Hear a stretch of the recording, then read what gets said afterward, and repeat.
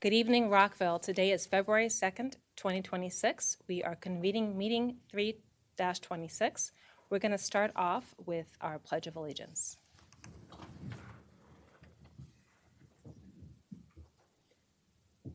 I pledge allegiance to the flag of the United States of America and to the republic for which it stands, one nation, under God, indivisible, with liberty and justice for all. We now have several recognitions and proclamations. I do want to just flag for my colleagues that we have some special guests from the Rec and Parks Foundation, and we're going to move that recognition first. So if my colleagues would please join me at the podium.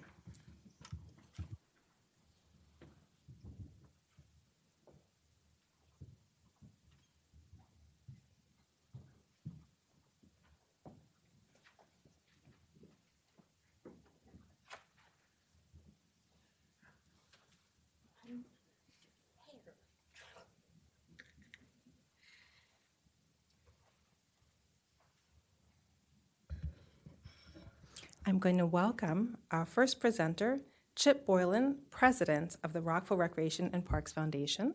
He'll be conveying a certificate and donation for the Rockville Youth Recreation Fund in the amount of $14,100 from the proceeds from the 2025 Rubber Ducky Derby.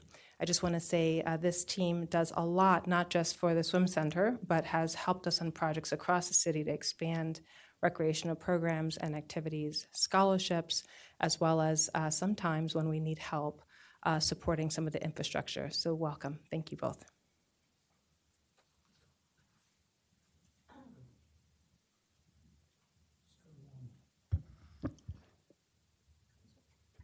Oh, I have to turn around. It's going to be on this side. All right. So I really do want to address you because we have two things to talk about. First of all, you are all so fashionably dressed this evening. Chip Boylan, Kathleen Shannon, both trustees of the foundation, and we want to talk about our success from last year.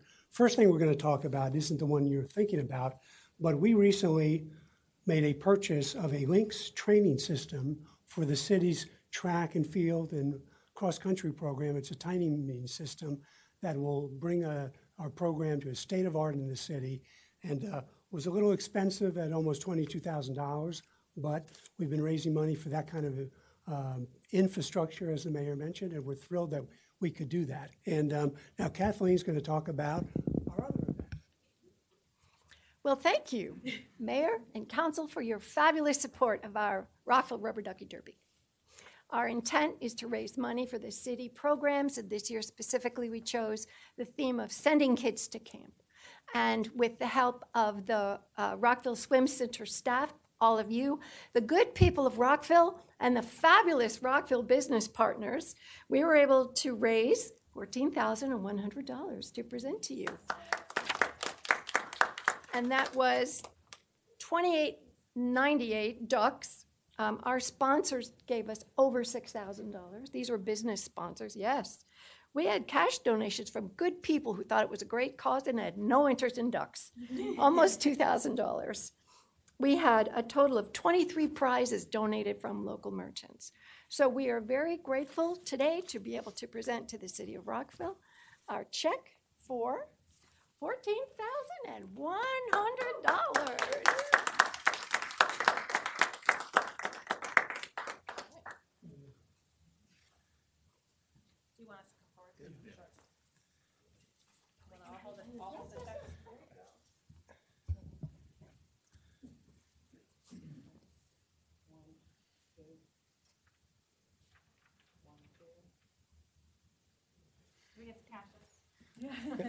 One that actually works with the bank.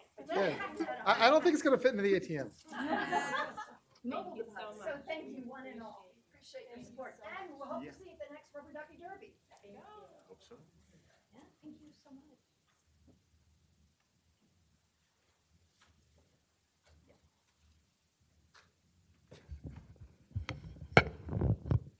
Excellent. Thank you so much. That was very inspiring.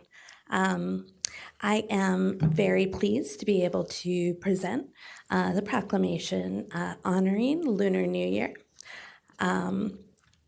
Rockville really is home to such a beautifully diverse tapestry of the AAPI community. Every time I really enjoyed filling in for half a second and stepping into our very able mayor's shoes at an event, I believe it was last year, and it was just phenomenal. And the event is wonderful, but the holiday is one that I really truly cherish. This is both beautiful and very meaningful. So, on that note, whereas Rockville is home to a diverse Asian community that adds to the richness and culture of our great city, and whereas this is the year of the fire horse, and the fire horse is known for its lively spirit and enthusiasm. And in Chinese culture, people born in this year are often seen as warm-hearted and hardworking. Now, therefore, the Mayor and Council of the City of Rockville, Maryland, do hereby proclaim February 17th, 2026, as Rockville's celebration of the Lunar New Year, culminating with the Lantern Festival on March 3rd, 2026, and call upon all residents of Rockville to join us in this joyous celebration. Madam Mayor, I move the proclamation. Aye. And joining me up here is Mr. John Lynn, Chair of the Rockville Asian Pacific American Task Force. Of course, thank you. You want to say a few words? Okay, thank you. I want to say thank you to Rockville City, the mayor and council. You've been so grateful on behalf of the Asian community. We thank you for your support. For the last 15 years, we have so many great events, Lunar New Year's, year after year, and now the audience is like about 1,000 people, and we have the next event coming up on the 21st. So I wish that everyone can come and enjoy the program and the snacks. And I want to say Rockville, Mayor, Council, rocks. Thank you very much. Thank you. Thank you. Thank you.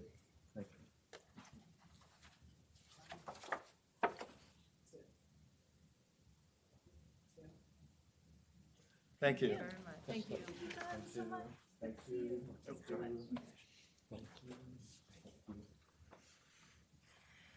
Our next proclamation is for Rare Disease Day, which is being celebrated this year on February 28th.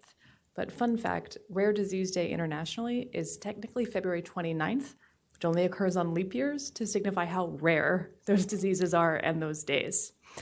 Rare diseases are defined as diseases that 200,000 people or less in the country have a diagnosis for. There's not that many of those. And I will say one of those diseases is retinitis pigmentosa, and I know 6 people in my immediate family that have that particular rare disease. So I do know firsthand how difficult it can be to have a rare disease, to build awareness, to fund and move research and treatments forward, and to simply find a community and support. So I do appreciate that we take one day a year to group them all together and think about those diseases that don't get a whole lot of attention every year. With that, whereas there are nearly 10,000 rare diseases and conditions considered rare in the United States, according to the National Institute of Health, and whereas thousands of residents of Maryland are among those affected by rare diseases, since nearly 1 in 10 Americans has a rare disease. Now, therefore, the Mayor and Council of Rockville do hereby proclaim February 28th, 2026 as Rare Disease Day and encourage the Rockville community to learn more about rare diseases through resources such as the National Organization of Rare Disorders, NORD.org. Madam Mayor, I move the proclamation. Thank you. Do we have a second? Councilmember Van Grack seconds. All those in favor, please raise your hand and say aye. Aye. It's unanimous. And I believe we have Erica Eakin from our own Community Planning and Development Services to come accept the proclamation. Thank you. Would you like to say a few words? Just a very honored. This is a very important cause, and I also too have family members with rare disease, so it's very important to raise awareness for the betterment of care for patients with rare diseases. Thank you so much. Take a picture. Good call.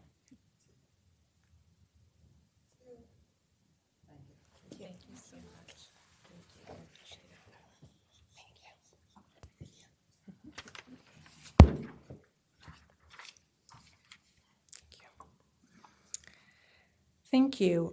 We appreciate everyone who's coming out to celebrate all the important acknowledgements for the month.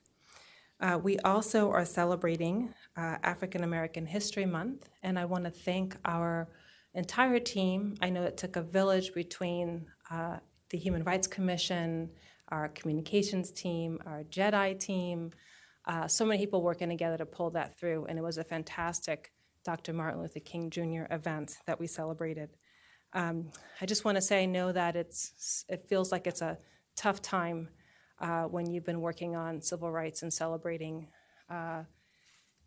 Black History Month to feel like some things are going backwards. And I will remind us that Dr. King has shared that the arc of the moral universe is long, but it bends towards justice, and that arc depends on us putting our hands upon it, us helping to create more justice and to create opportunity for all.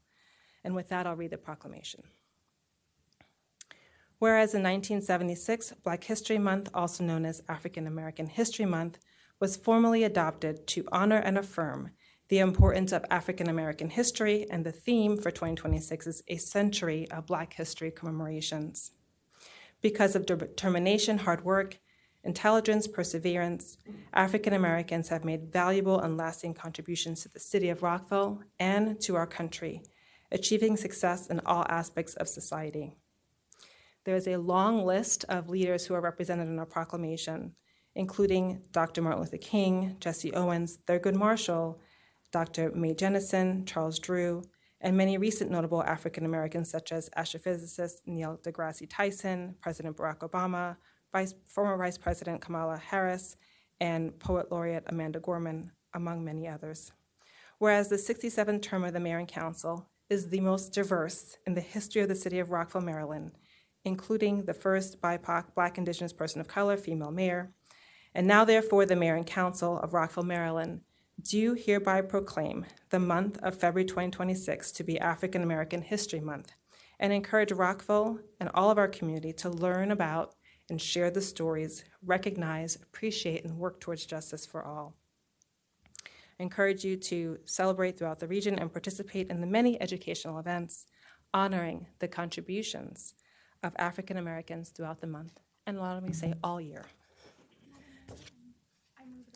Councilmember Shaw moves the proclamations. Do we have a second? Councilmember Valeri seconds. All those in favor, please raise your hand and say aye. And I would like to welcome Jean Booth, who is our Director of the City of Rockville Office of Equity, Justice, Equity, Diversity, and Inclusion, and she is cooking up some great plans for us in the City of Rockville. Welcome. So thank you, Mayor and Council, and my colleagues, and all the community here in Rockville for this proclamation and for Rockville's continued commitment to honoring Black history, not just as a reflection of the past, but as a living guide for how we lead today. It's a story of resilience, innovation, and civic courage, and it reminds us that progress happens when we choose to act with intention and accountability.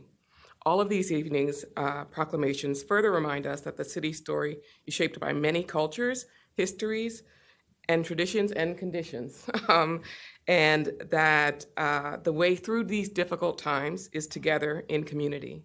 I'm honored to accept this proclamation with gratitude and a renewed commitment to turn remembrance into action for our community. Thank you very much.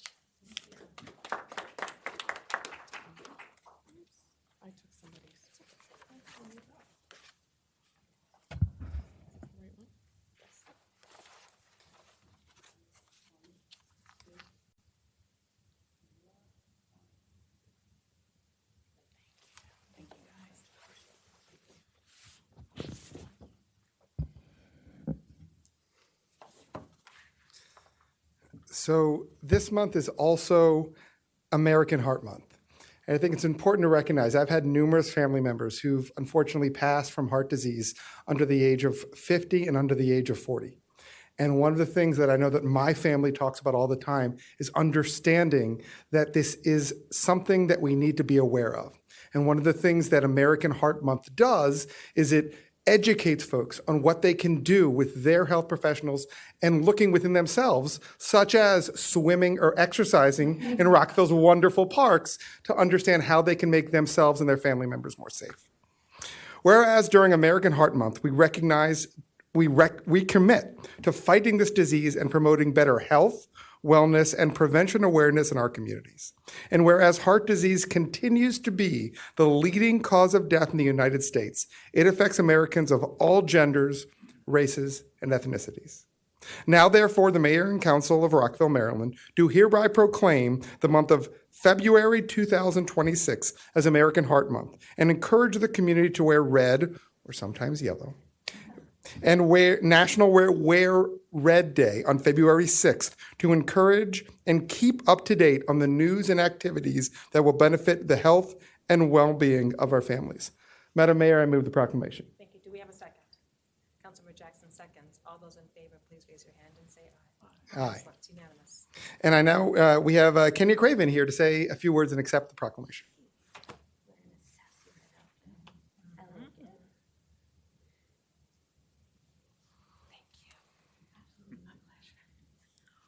Well, of course, we'd like to thank Rockville for taking the time to place such emphasis on something so important.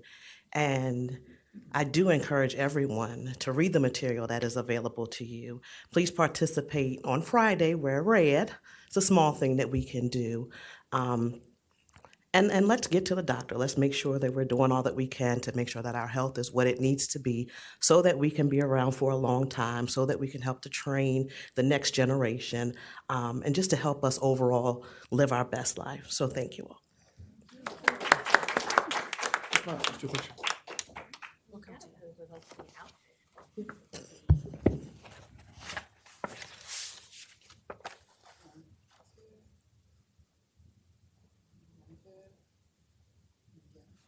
Yes.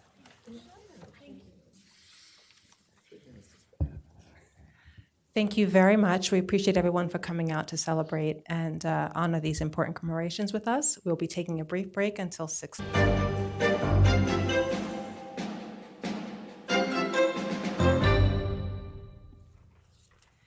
Good evening, Rockville. Today is February 2nd, 2026, and we're reconvening meeting 3-26. I'd like to welcome our city clerk lead, Judy Penny. Good evening, Mayor and Council. There are no changes to this evening's agenda. Thank you very much. And now welcome Jeff Mihalik, City Manager. Mayor Ashland, members of City Council, ladies and gentlemen, good evening. I think I'll use my entire time to give a storm update. I don't think that'll surprise anybody. Boy, that was quite the storm. Let's just admit that. It was really unique, and I guess it presented us some unique challenges. I think most of us know it started off with 6 to 7 inches of snow, then quickly changed over to sleet and freezing rain and created a lot of different challenges. How many of us grabbed a shovel? Anybody in the room? A whole bunch, right? It was rough because it was, for a while, heavy, wet snow. Then it was icy snow, and then it froze. Then it got really, really heavy. Then it got really, really hard. So it doesn't matter whether you were a plow truck driver, you were a resident shoveling snow, et cetera. It made for some really difficult conditions. The good news is I think we're in pretty good shape. Our crews worked around the clock on 12-hour shifts for 4 days straight and did a really nice job, I think. And having said that, they still have work to do. We did receive a number of requests over the weekend to provide some assistance in and around all the schools to make sure that they could open. And we certainly did that. We did it all weekend long. And then today, we got requests to help out with 50 different intersections in the city, 50. We went out there with some heavy equipment to try to open up those intersections. And candidly, we did a lot of that work also by hand, which is hard work, and our crews are up to it. 25 of those 50 intersections are now completed, and we're going to continue to work all night long, and I mean it, all night long, to continue to open up those intersections. When I talk about that is there's folks that have shoveled their sidewalks leading to the intersection, and at the intersection, there's big mounds of snow. We all saw that, and it's hard for folks to navigate, so we're out there doing that work a lot by hand to make sure we can get those intersections done. So we'll be at it for quite a while. We also heard about bus shelters. We do use a contractor to go out to those bus shelters. It's the 51 highest used rider-participated bus routes in the city. We're on those shelters. If anybody sees any of those shelters that are not done by now, please let us know. So last thing I'll say about this is that whether someone needs help, or better yet, someone who wants to help, they can go online and they can sign up to have volunteer assistants come and help them with the sidewalk that they're responsible for. Or conversely, if they want to get some additional exercise and would like to help out a friend or a colleague in need, they can sign up to be a volunteer. But I think it's really important for us to all recognize that we, the city, and all of our crews can do a ton of work, and we have done so. We've made our city very safe, especially relative to other areas in the region. And yet we also have to look out for our neighbors. And if we can lend a hand, we should certainly do that. But overall, Mayor, I'm very proud of the team. We have some additional work to do, and we're prepared to get everything in great order very soon. Thank you. I will just also echo my thanks to all of the staff members who've been working. I know that you've been pulling in support from those who normally shovel and those who don't normally shovel to try to get out there. And I know that they've been working for many, many hours. So I want to say thank you to our staff who've been out in the cold shoveling what they're termed snowcrete. And I have shoveled myself as a volunteer, and it's a lot. But I also want to thank our volunteers.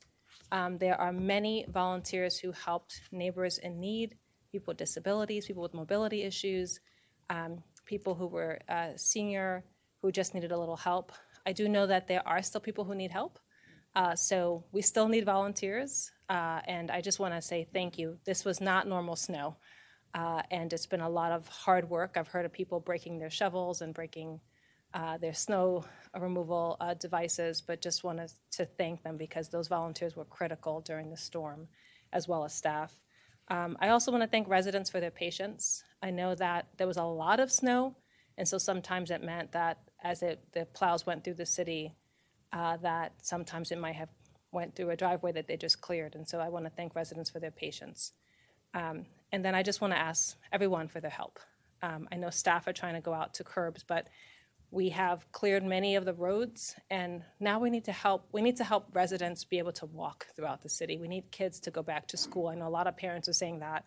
So if you can, you see a curb, if you can help clear it and it's on your, on your corner, please do that. I know corner lots have done a lot of extra double duty work, but please help your neighbors to clear corners, especially around safe routes to school.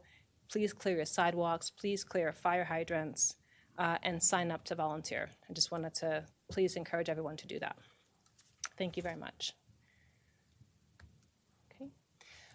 The other note that's not snow related, I just wanted to note that the city of Rockville has listed on its site the Gilchrist Center. It's the Immigrant Resource Center for the county. And I want to just note that a lot of people want to know how they can be helpful. As a bystander, a lot of people want to know, are there resources for people who need help? We are in unprecedented times, and just want to make sure that people know that resource is available. The link to the Gilchrist Center is on our site, but you can also go straight there from the county. And just reach out to your neighbor, be supportive, check on them, and just learn how you can be helpful. Thank you. Councilman Van Grack. One other note, since we're talking about helping the community, I think it's important to note this past Friday, the Rockville Police Department team participated in the Maryland Public Safety and Police Plunge. I know that the mayor and I joined in that, and I can attest that the Chesapeake Bay is as cold as you would think it was on Friday. But I think it's more important to note that the Police and Public Safety Plunge this year raised over $340,000 for Special Olympic Maryland, and the Rockville Police Department team was participant of 1.5% of that with the contributions of, I know, numerous residents and numerous people up here on the dais. So thank you to the organizers in the Rockville Police Department putting it together, because as cold as it was warm to know that we were helping many in our community. Thank you. And also continuing with Disability Support VisArts Visibility Lab celebrated their 10th anniversary as well. So thanks everyone for finding ways, especially with everything you're seeing in the world, to help your neighbor and to make this a better community. Okay, we are now moving on to our community forum. This is a time for us to listen to ideas, concerns. I encourage everyone to address the mayor and council. Please speak in a civil and courteous manner. And members of the audience, please be respectful and supportive of each other. Each person is allowed 3 minutes, and we ask that you stick to them. There is a time clock in front of you to help you keep track. When you hear the audible beep, that is the end of the 3 minutes. Please state your name and whether you live in the city of Rockville for the record. I'm going to call the folks who have signed up in advance, and then I will look to see the folks in the room. Okay. First, we have Cesar Barreto. Is Cesar here? Welcome.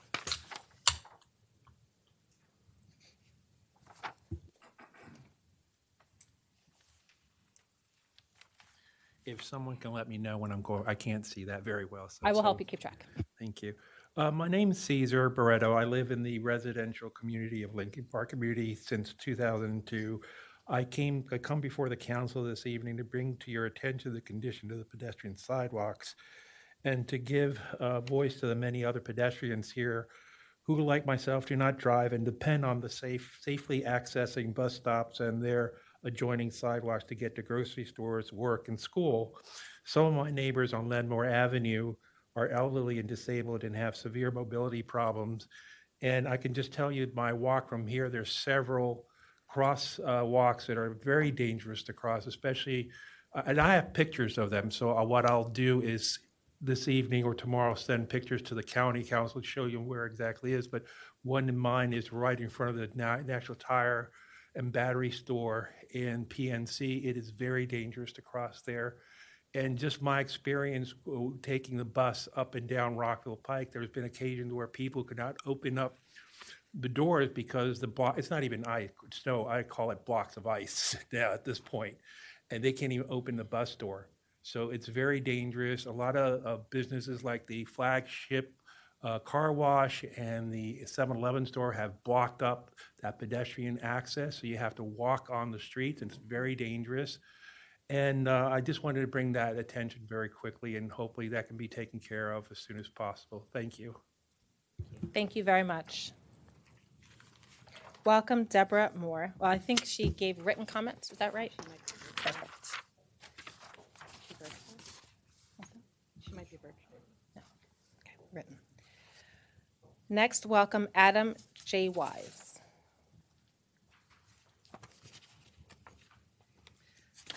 Thank you. Madam Mayor and members of the council, my name is Adam Wise, and I'm a resident of Rockville.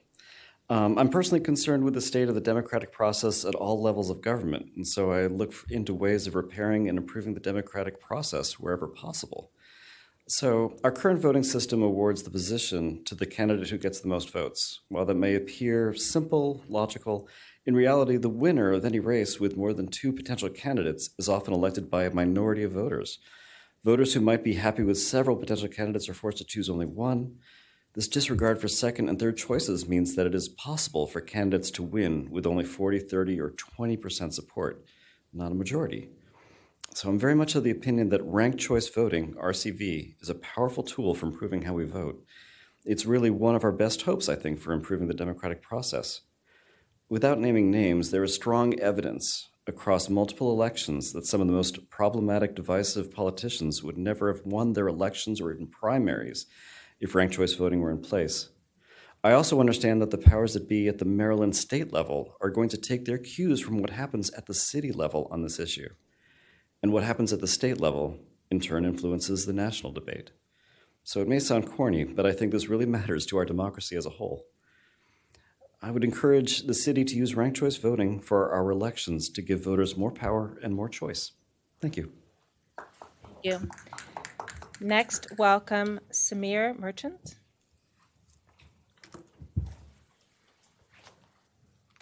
Good evening. Sorry. My name is Samir, and I am a resident of Rockville speaking in support of ranked choice voting for our city council elections. There are 6 seats up for grabs, and ranked choice voting ensures every vote counts. Being able to rank multiple candidates is a boon, as even if your first choice doesn't win, your vote can still help someone else you support. The system also reflects the diversity of our community here in Rockville, as instead of majority taking all the seats, different viewpoints can win representation proportional to their support. In short, our council will better represent the priorities of residents here in the city. Ranked choice also reduces polarization, as candidates have to appeal to their base, but a broader audience to earn second and third choice votes. It rewards coalitions over attacks. It also opens the doors for independents, progressive candidates, as well as outsiders. And outsiders and community-focused leaders can compete in a fair way rather than being drowned out by well-funded incumbents. And finally, this process is the most mathematically fair way to vote. The winner truly reflects a majority of support in the community. I'd like to thank everyone who's supported ranked choice voting so far, and I urge the rest of the council to also support this and fully implement ranked choice voting for the top 6 seats so that Rockville City Council becomes more representative, fair, and responsive to its residents. Thank you. Thank you. Welcome, William Bill McGowan.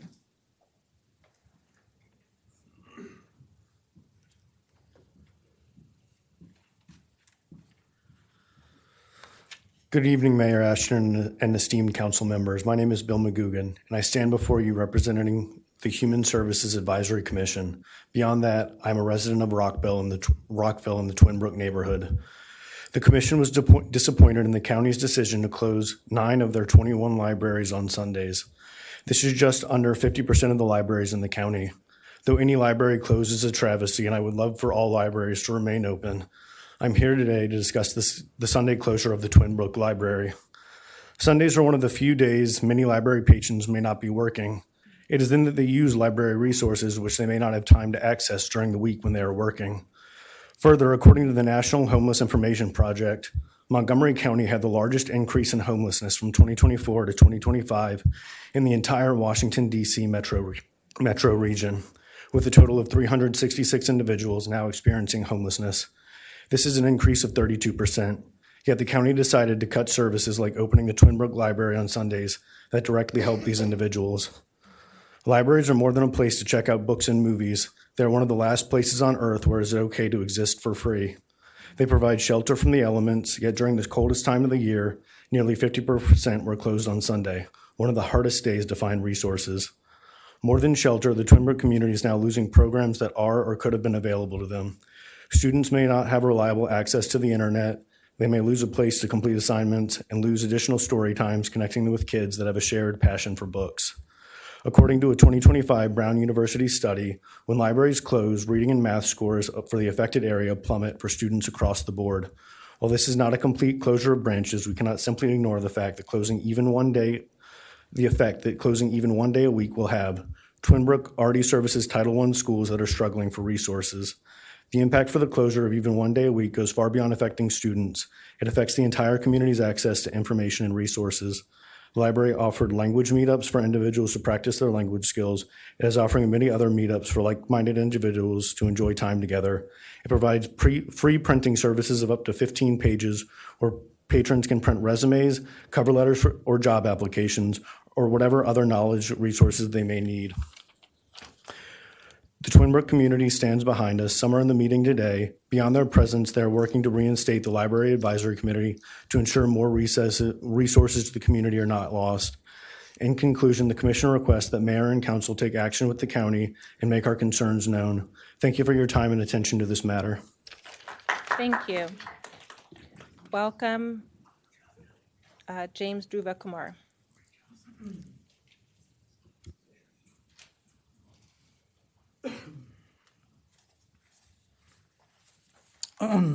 Disclaimer, this is a limited access forum, so not all my thoughts.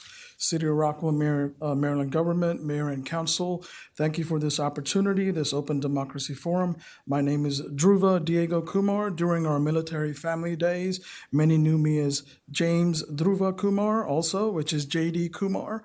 Diego in English means James. All this has so much meaning for me. Many call me JD, Druva, or just Drew. Now, I pledge allegiance to USA, America everywhere, American values, rule of law. Thank you. Recently, I was at the Montgomery County, Maryland Government Trust Act meeting on January 13, 2026.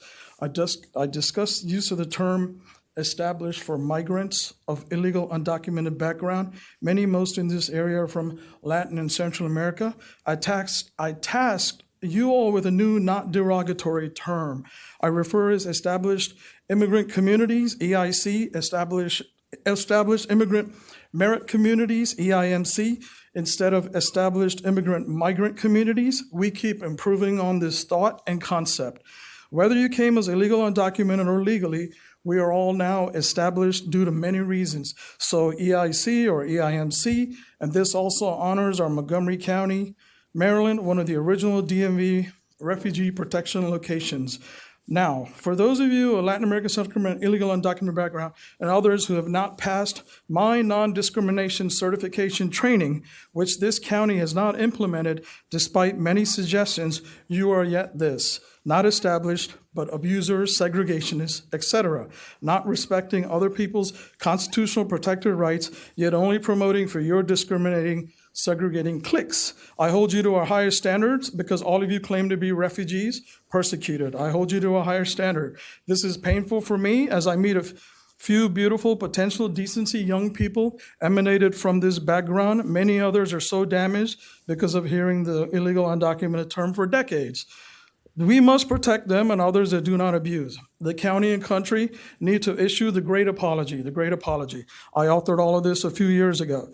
The use of the term illegal undocumented for decency established EIMC peoples is similar to the N word. This is why I always use this term together. Neither is better, it's an offset for me. As mentioned, I'm evaluating candidacy for U.S. Congress. This District 8, not humble on this, I'll be the best ever, know all issues and can work with all groups, belief systems. If I do proceed with this, I will request to file as J.D. Kumar, James Dhruva Kumar, American values, an independent Democrat, make America great for all. If you care for the vulnerable, those left behind, less educated, if you are this, then you are also MAGA. But MAGA brand is not good due to the past 3Gs and Trumpism. Now we have 5Gs, 3Gs to 5Gs. We will be a poverty country in less than 20 years if you don't elect competent America Protect, American values, many subject knowledge leaders. American values make America great for all Thank you very here much. and beyond. You can look Your for more time has info from expired. me at Vote JDK, my X account. Thank you very much. And YouTube is the same, Thank Vote you very JDK. much. Thank Your you very time has much. expired. Thank you. Thank you for your testimony. Welcome, Brad O.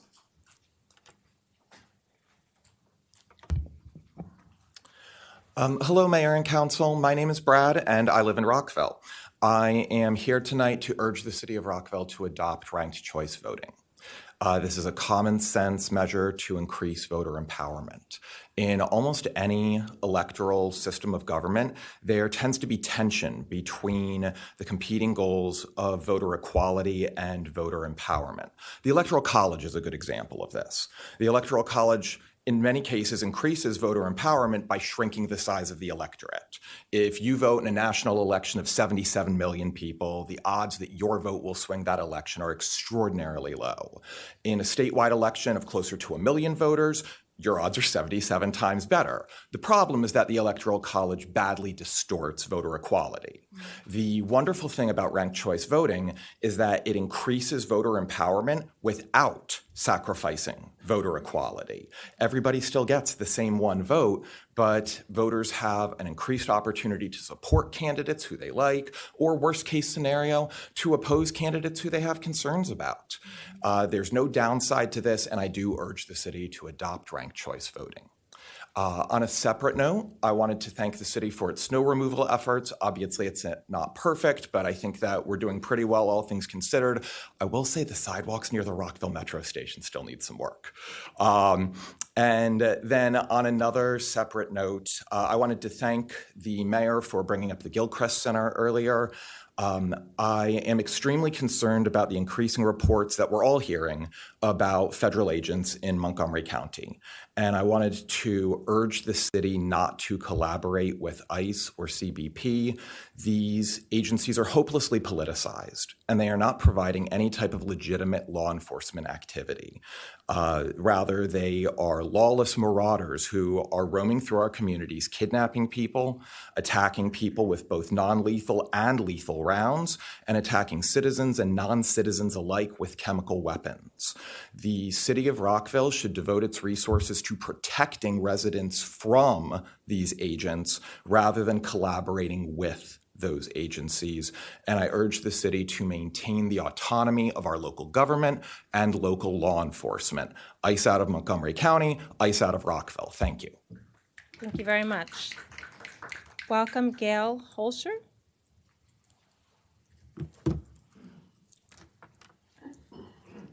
Good evening. Thank you for giving me the opportunity to speak. I do not live in Rockville. I live in Bethesda. But my claim to fame is that I worked as an ESOL counselor at Julius West Middle School, Richard Montgomery High School, and Rockville High School over a period of many years, so I love Rockville. I also love ranked choice voting, and I love ranked choice voting because it promotes civility during the election process, something that's just so missing in our culture today. If voters want, I knew I'd mess this up. If voters aren't a candidate's first choice, then they would be their second or third. And so candidates are less likely to be unkind to one another. Thank you. That's all I had. Thank you very much. That exhausts the list of those who have signed up in advance, and we have received written comments as well. Is there anyone else who would like to speak? I just wanted to address two quick things since there were some resources mentioned, and I want to make sure everyone has the opportunity to know where to report things. So our snow shoveling volunteer program that is managed through our senior center, you can get in contact with them. And the number also is 240-314-8810. You can also email seniorcenter@rockvillemd.gov. There is an online form which is greatly helpful to fill out that form. And then also in terms of our roads and support for where you see issues, you can do report a concern. You can also call 240-314-8570 or pw@rockvillemd.gov. And since there was a question about, and I don't normally go into this level of comment, but I just want to say that Rockville does have a fostering community trust ordinance. It's actually in our code, Ordinance 8-17. So folks can look that up, but Rockville has a long history of social justice and inclusion, and it speaks to how we believe the need for our police department to be able to do their jobs and making sure that we're protecting all residents without having they don't collaborate in any way that would make our community feel unsafe. So I just wanted to note there is that code, Ordinance 8-17, if anyone wants to look it up, and it's also on our Justice, Equity, and Inclusion page. Okay. We now move on to our consent agenda. There are a couple of items on this list. We have consent agenda item 9A, authorize the city manager to execute the Maryland Market Money Program. This is a program that supports people who need food and help with food insecurity. The City of Rockville's Farmers Market Eat Fresh Rockville program with the Maryland Department of Agriculture. 9B is a resolution to ratify the approval and exercise the right of first refusal by Yoke Management to acquire Argyle Apartments and maintain affordable housing in the City of Rockville. Item 9C is authorization for the city manager to release and extinguish an existing water line easement and execute 2 new easements for sewer and water meters on Lot 16, Block B, City Center. 9D, this would grant approval and delegation of authority to the city manager to specifically execute a template agreement for private improvements in the right-of-way associated with residence-installed and maintained electric vehicle charging equipment. We have an EV readiness program, and we talked about creating this type of template, and this will do that. And then the last one is 9E, approval of our minutes from Mayor and Council on January 5th, 2026 and January 12th, 2026. Colleagues, does anyone have any questions, or can we move forward to approve 9 through E? Does anyone want to make a motion? Councilmember Fulton. I move to approve consent agenda items A, B, C, D, and E. Thank you very much. Do we have a second? Councilmember Valeri seconds. All those in favor, please raise your hand and say aye. Aye.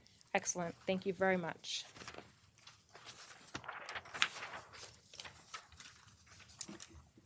We now have agenda item 11A, a briefing and endorsement of the DMV Moves Plan. This is presented to the Council of Governments, and we welcome Tom Harrington of COG, Multimodal Planning Program Director, and I know we have staff lead Barak Matite as well. Welcome. All right, good evening. Good evening, Mayor Ashton and members of council. I am Tom Harrington, Multimodal Planning Program Director at the Council of Governments. My presentation tonight will primarily focus on DMV moves, but I'm going to start with a brief overview of the Council of Governments for those who may be not as familiar. There we go. Oop. Back a slide. COG is unique in this region because they focus on regional issues. And transit's a great example of how interconnected the region is. Clean air, clean water don't pay attention to boundaries, neither does the transportation system. So the Council of Governments was created with 24 local government members representing our region of 6 million people.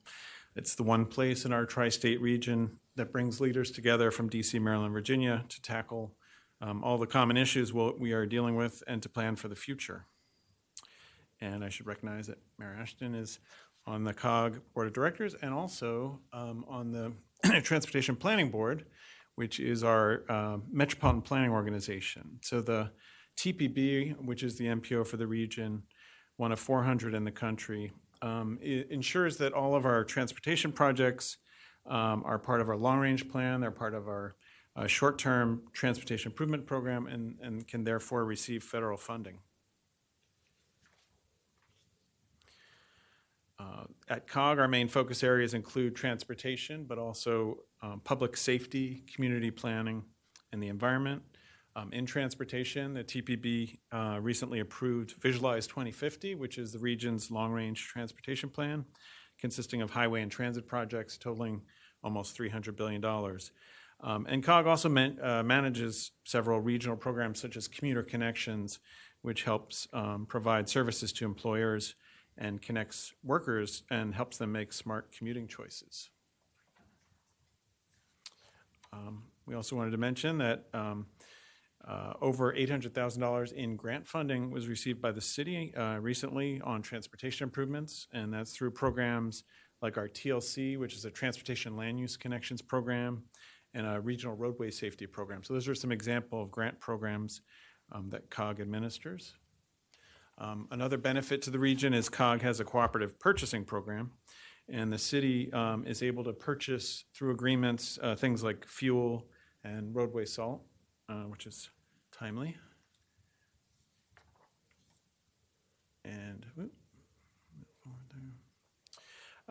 so if you look at COG's revenue, 9% of our funding comes, going a little behind, comes from member dues, and that helps leverage the $41 million in state and local funding. And for reference, we did include the city's dues to the Council of Governments. So that's just the brief overview of the Council of Governments. So moving on to DMV moves. So our presentation tonight comes after a significant milestone in November when the COG and Metro boards came together to endorse the final DMV moves plan. And that was after 18 months of hard work by COG, Metro, and really the whole region to help define what's needed to achieve world-class transit in our region and to continue to maintain momentum. We're fortunate to have one of the best transit systems in the country. In fact, the American Public Transit Association ranked Metro as the #1 transit agency in the country in 2025. But we do have challenges. And actually, when this work started in 2024, the region was still coming off of the pandemic's impact on transit ridership. So there was a funding crisis, and particularly on the operating side, operating costs. But just in the last year, Metro's operating budget has sort of stabilized. Ridership has come back to the system. And what the focus is right now is on their capital funding. So in the last funding agreement, Metro's debt capacity would be exhausted by 2028.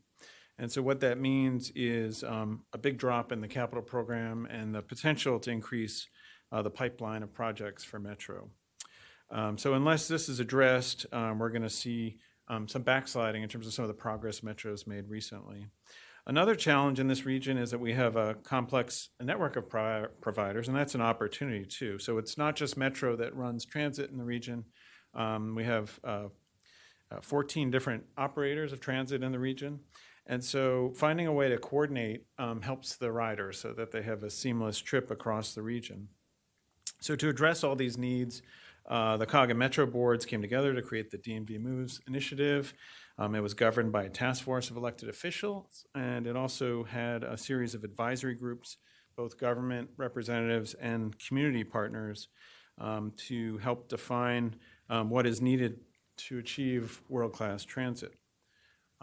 The DMV Moves plan is available online at dmvmoves.org. But to give you a quick overview, there are 4 key components of the plan. First is a Metro funding plan. And so the plan calls for an additional $460 million per year in new capital funding, and that will be indexed to grow at 3% a year because having escalation was not part of the previous funding agreement, which led to some reduction in buying power with that. And Metro has talked about how they would use that money, and in particular wanted to highlight Metro Rail modernization. So the Metro system, which is celebrating its 50th year, I believe this year, so it has many parts of it that have been updated over the past decades. But the signal system is one of those that's lagging a little behind, and so Metro wants to replace that outdated signal system, move to something that's really more state-of-the-art technology, communication-based train control. And so that's a key part of the plan. A second part is identifying local funding needs. So it's not, as I said, not just Metro, but also the local bus systems. And so the plan does call out and identify what's needed to bring all the regional bus systems up to a standard of frequent service. And it also identified the needs for commuter rail for both MARC and VRE. But the plan does not identify the funding source for those local needs. So whereas the Metro number was pretty specific for the local systems, there was an identification of need, but a need to identify a source. In the middle of the chart there is bus priority. So Metro also emphasized the need to get buses out of traffic because that's something that really slows down buses. It impacts customers, and it also impacts the cost to run the bus service. So that was something that there was broad consensus is a priority. Of course, Montgomery County, through the Flash BRT, already has pretty ambitious plans to roll out BRT across the county. And so what the plan does is identifies the top 7 corridors where Metro says we need to move first on getting priority to get buses out of congestion. The plan did not identify a new regional source for bus priority, so again, that was part of it that we agreed on a partnership, but not necessarily on how to fund that. And the last piece is an implementation plan for that transit integration, and I'm going to talk about that a little bit more. So in addition to the regional bus priority, the action plan has the 6 areas. So in addition to bus priority, there's looking for more uniform reporting of performance, and so adopting service guidelines among all the transit systems so that customers get sort of a consistent quality of service across the region. In fare integration, looking for ways to make it easier to pay for transit no matter what system you're on. Customer information facilities, so looking for ways to standardize what you find at a bus stop and the types of information, and also improving Metro's customer service numbers, making it so that you call one number and regardless of what bus system you're on, you would get the same level of care and sort of attention in terms of the information that you need to make your trip. On shared resources, we're looking at ways similar to the cooperative purchasing that COG already does, really focus on transit agencies. How can they save money by purchasing things together? And then the last bit is on training. And so looking at ways to train bus operators and mechanics and so forth through programs that would serve all the region's transit systems. And just to, again, mention the bus priority plan. So these are the initial 7 corridors called out in the plan. The idea is to implement priority improvements in the next 6 to 8 years on these corridors. Jurisdictions will work with COG and with Metro to identify roles and responsibilities in this first year. And then there's going to be work as the partners, because it really takes the transit agencies, but also the roadway owners to implement these types of improvements. They'll work together on implementation. And so 4 corridors reach into Maryland. Of course, the Maryland 355 Rockville Pike segment is already in the county's BRT plan. And so this is identifying particularly the segment from the district line up to Rockville as a priority for Metro. So that was kind of called out in the plan. So the region came together on consensus on that we need to move forward on this. Some of the hard work has to happen now, where we actually look at each of these segments and figures out roles and responsibilities and kind of what the next steps will be. And so our ask at this point is for your help to advocate for both securing the funding, the new Metro funding, but then also a partnership to work to implement that regional integration action plan. TPB recently endorsed the plan, accepted its role as lead coordinator of the plan, and that means things like reporting back on an annual basis implementation and how the region is doing in fulfilling the DMV Moves plan. We're currently meeting with our city and county partners like we're doing tonight. And also work is being done at the state level at legislatures to move forward with the funding bills. We're at a pivotal moment, and Metro has really made great strides in the past decade.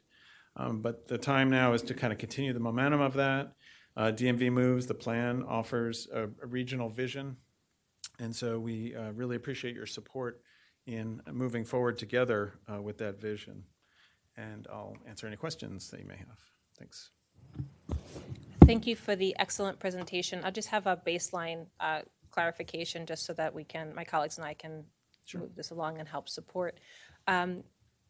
So we all know how important Metro is and buses are, and not only just to think by jurisdiction, but that they collaborate regionally.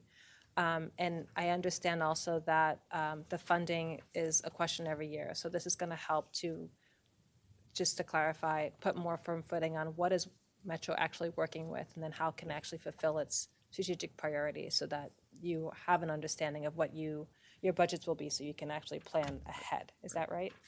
Yeah, Metro is really the largest transit system without a dedicated source of funding. So that really means every year's budget cycle is Metro trying to figure out how it's going to sort of pay, how the region's going to pay for the service. So what this new funding would be, by being sort of a dedicated, reliable source of funding, it allows them to bond and to really support the whole capital program for Metro.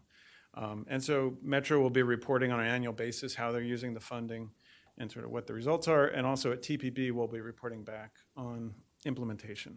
Thank you. And at the Transportation Planning Board, you also shared that this is a collaboration between Virginia, mostly Northern Virginia, DC, and Maryland, and that the funding formulas are worked out among the jurisdictions. That's right. Okay, that's great. Thank you. Colleagues, do we have any questions? Councilman Van Grack. So first of all, thank you for the great presentation. I mean, it's really detailed, and this is the type of thing that we need. The one question I have is, you see this a lot more within international politics, but since we are multiple jurisdictions, to what degree is there going to be some type of either assurance or relationship with some of the other jurisdictions with regard to as a whole? Because if there's a certain jurisdictions that are all in and others aren't necessarily all in or come out a year or two into this, how would that affect the whole? And is there some type of either relationship or rubric or structure that you're looking to kind of create cohesion here? Yeah, and it's probably helpful to separate the funding part of it from the integration action plan. I think on the funding side, that's going to require action at the state level. I think we have the date on here, but it's really beginning of fiscal year 2029. So July 2028 is when Metro wants the funding in place. And we know that ideally that would happen in this current legislative session. It may, not for all 3 states, it may be next year when that happens, but it is critical that be done really across the whole region at the same time. I think on the integration action plan, there's a little flexibility. I think we, as long as we're all have consensus on where we're going, it may be that the pace at which certain improvements are done, varies at different places. I think, for example, with some of the bus stop improvements, we know each city and county may be on a different schedule on when they're going to replace bus stops. And so what the resolution says is when you do go to improve your bus stop, you use the guidelines, to do those improvements. Thank you. Councilman Valeri. Yes, thank you. And thank you so much for coming here and taking the time to providing all the resources ahead of time as well. As a self-professed transit nerd, I am always up for looking, and Madam Mayor can confirm that status for me. I'm always interested in looking at where the improvements are possible, and also Councilmember Van Grack, as well as people who have were raised in Montgomery County and still live here. We've seen the various changes, and in particular with Metro and with WMATA. So it'll be interesting. To that point, it just feels to me, I did not do an assessment of the landscape, but it always feels to me that there is a particular state jurisdiction that seems to always kick in to support WMATA late, or as last, waiting for other jurisdictions. So do you see this model as kind of making, maybe eliminating that? Because I would hate to see that trend continue forward. Yeah. Well, again, I think with the new funding in place, the idea there is some predictability. I think that's what we're after. I think that's great. And getting there is going to be tough, but yeah, once we're there, I think it's going to help the region. Yep. Yeah, no, and I think that's fantastic with that being the stated goals, because it'll allow for WMATA to do that. I do have just one last comment in that in looking at the bus priority plan concept, which I completely, sorry, yeah, if you want to pull it, I was being a nerd and looking at that, but I can see where the intent is. You were looking at like cross-border bus connectivity. I would also just kind of flag as well, though 355 is the actual road that crosses the jurisdiction, you also see a lot of that similar sort of cross traffic, because we're looking at Georgia Avenue as well along Beers Mill. And there's going to be that, I think, a really good opportunity to, maybe it's prioritization, within our own jurisdiction and working with the county and so forth. But I see that as also being a benefit too for some of these major bus routes. So I just wanted to give a plug to Beers Mill, and in general, just being supportive of all the Flash BRT that's coming online. So yeah, and the 7 corridors don't preclude other corridors being implemented, and Montgomery County has been out ahead on bus priority, and I think, I agree. Yeah. Adding Beers Mill to the network would help make those connections. Yeah. Absolutely. I appreciate it. Thank you so much for all of this and for bringing this forward. Thank you. Dr. Miles.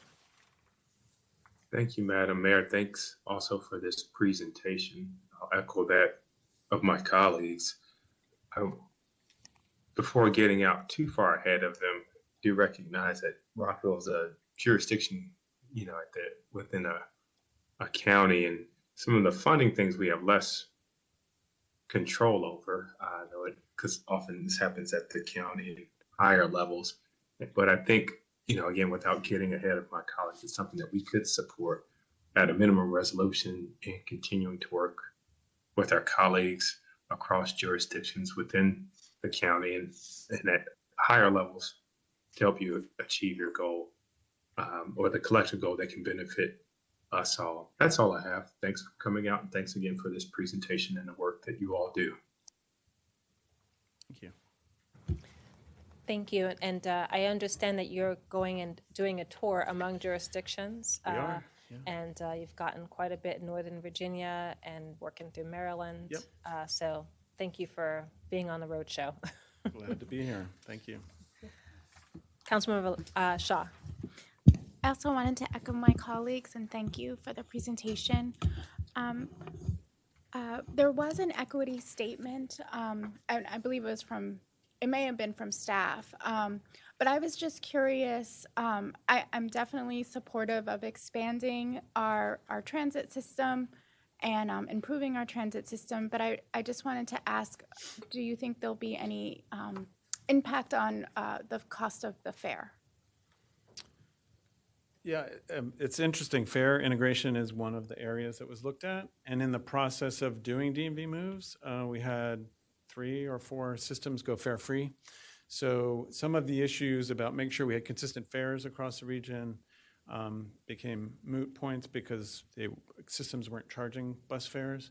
But Metro bus, it still has a fare, and Fairfax and Arlington still have bus fares. So having consistent fares and also having passes so that you can go between the local bus and Metro, and ultimately commuter rail too, so that, we've made great strides. The Smart Trip card allows you to do some of that. You can pay with credit card now, but I think looking for convenience, I think, is the key here. So, thanks. I just want to also thank you for your focus on the user experience, because that's who we're here to serve, to make sure that they can get information from central sources, that they don't have to have confusion between jurisdictions. I think this is a fantastic plan and want to applaud the team for pulling it together. Just a question. I understand that there may be a bill circulating in Maryland. I know Delegate Corman's been working closely on this. Is there anything you want to say about that, or any bill numbers? If my information is correct, there is a hearing tomorrow, 2 p.m. Senate Bill 281 on in fact the Maryland funding bill. So, as I mentioned, at the moment there are bills in both Maryland and Virginia that are being evaluated, and the hope is that the new funding will be in place July 2028. Excellent, thank you. And our team is going to be able to move forward with a potential motion to support and endorse this plan. And my hope is that will also include a letter of support for the bills that are introduced. Mr. City Manager, is that possible that we can also, in addition to our letter, or our endorsement, get a letter of support in for the bill?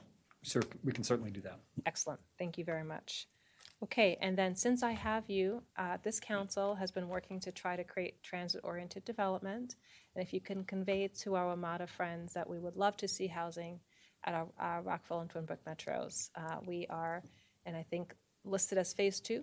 So since you're advocating to us, we're going to advocate to you. Please help us on that mission, and also we'll help fund Metro. Yeah. Absolutely. Okay, colleagues, thank you for your presentation. We appreciate it.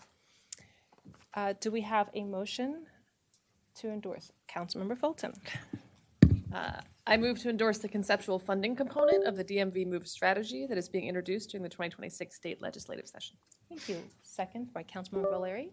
All those in favor, please raise your hand and say aye. It is unanimous. Thank you very much. I appreciate it, and we'll work to make sure that we show letters of support for the legislature as well. Thank you.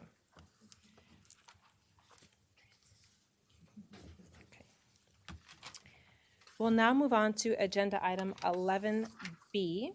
This is an introduction of an annexation resolution to initiate the annexation process for the property at 1000 Westmore Avenue, which is the former Winks site, including 2 parcels, both addressed as 0 Stone Street, and potential adoption of a resolution setting the public hearing date.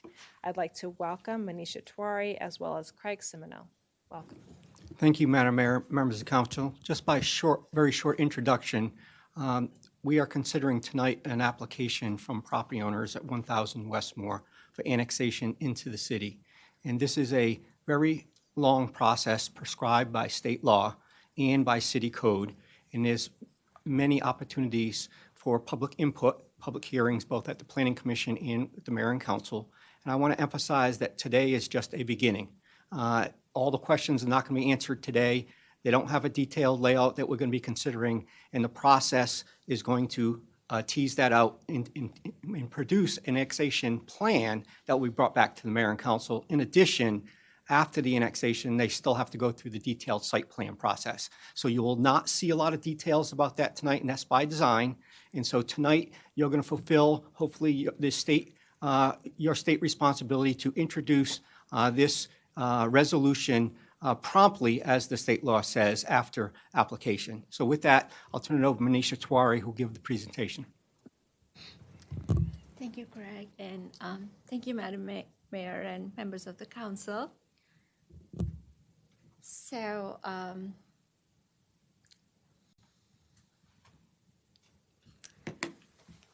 here is the presentation outline. We'll be talking about the petition and a little bit of background. We'll also talk about Montgomery County master plan and zoning for the site that is proposed for annexation. We'll talk about Rockville's comprehensive plan and land use, and also talk about the zoning requested, key next steps, and suggested motion.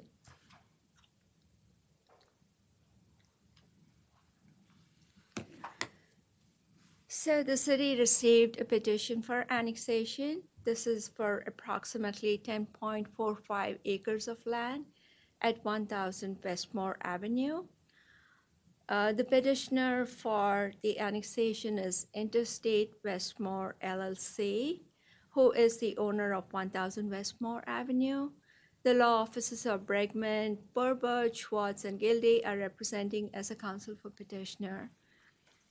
The property, as outlined in red, is located in the northwest corner of the section between, at the intersection of Westmore and Ashley Avenue.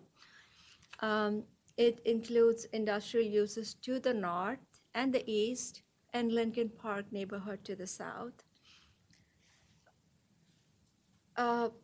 Per state law, an annexation cannot create an enclave of unincorporated area that would be completely surrounded on all sides by the city.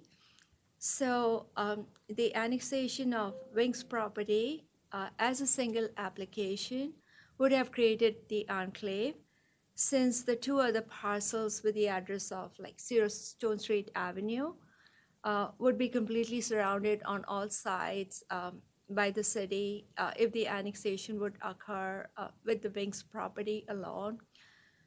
So the annexation area thus includes 3 discrete parcels of land to be annexed together. The petitioner has obtained consent from owners of all 3 parcels to initiate the annexation. The property is currently not served by public water and sewer, and the applicant would be requesting to connect to the city utility services. The property is outside the WSSC service district.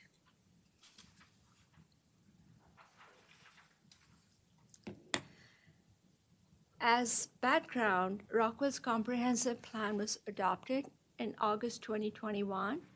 The municipal growth element is one of the elements of the comprehensive plan that requires a municipality to define its maximum expansion limits.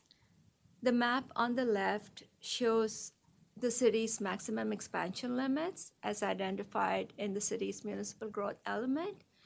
The right side map shows an enlarged portion of the proposed annexation area that is adjacent to, contiguous to the city boundary and within the city's maximum expansion limits, which are the core requirements for any annexations in Maryland. Rockville's 2040 plan also recommended a proactive annexation strategy, which you endorsed for specific properties in the municipal growth element. The Westmore property is included in the city's proactive annexation area, where the mayor and council directed staff to conduct outreach to the property owners to discuss interest in annexation.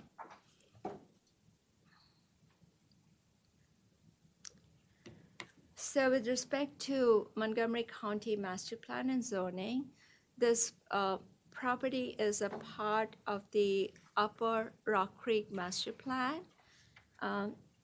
Since the property is currently not served by public water and sewer, the plan recommends a low-intensity light industrial uses.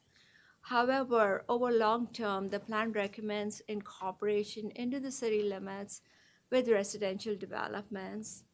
The current zoning, Montgomery County zoning on the property is IM 2.5H50, which means it's moderate industrial. Maximum total FAR allowed is 2.5, and the maximum building height allowed is 50 feet.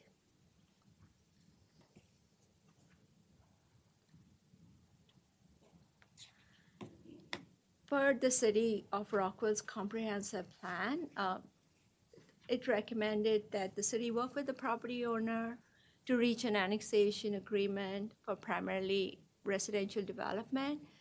The land use policy map designation for 1000 Westmore is RF, residential flexible. And also for the two parcels, the applicant is requesting an IL zoning, service residential, which is consistent with the other uses near the property.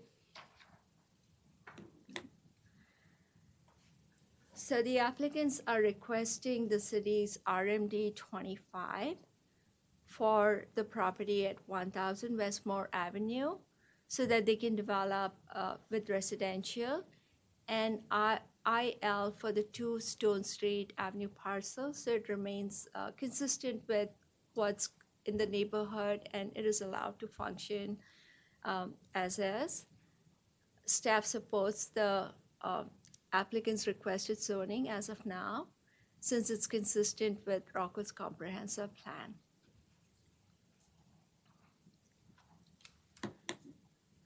As Mr. Semino noted, the annexation process is pretty long, and it's governed by state's land use article of the Annotated Code of Maryland and Rockville zoning ordinance. There will be plenty of opportunities for public engagement and notification throughout the process. Once you introduce the annexation, the Planning Commission will hold a public hearing on the preliminary annexation plan. The purpose of the annexation plan is basically to ensure that the city is able to provide the necessary services, the proposed zoning is appropriate, and whether the cost of such services can be managed. The Planning Commission is also scheduled to hold a public hearing, which is tentatively scheduled for April 22nd as of now. And once the Planning Commission holds a public hearing, they will review again, transmit the annexation plan with their comments to you, and that's scheduled for July 1. Once you have the plan, you adopt it, and then the mayor and council process starts, where you would be holding a public hearing on the annexation, and then eventually, once you adopt the resolution, if you decide to go through the process and adopt the resolution, the annexation is completed and effective 45 days after you adopt the annexation resolution.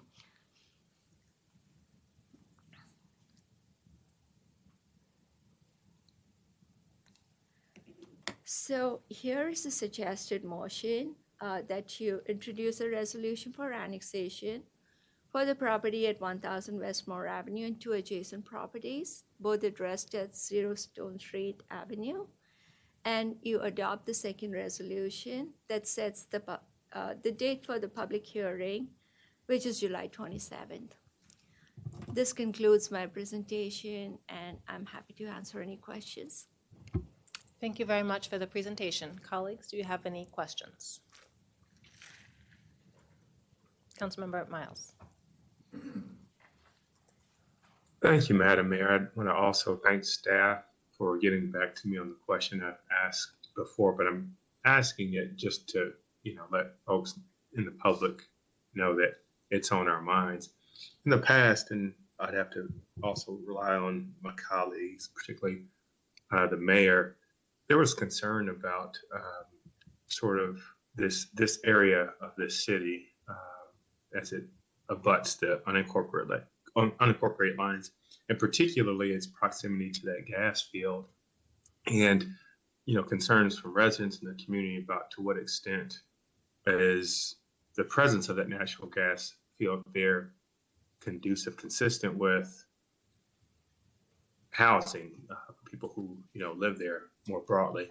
And I did take the response from staff that I guess there's no concerns that they can identify, but I do want to just let the listening public know that it's something that's on our mind, something we have heard in the past, and I don't know if there's any more to opine on it, but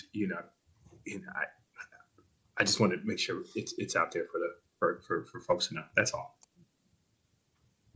Thank you. Would it be possible for staff to share? There was some history of this when we went through the comprehensive plan. You can also, if you do have any updates on this, if you need to share anything later, that's fine.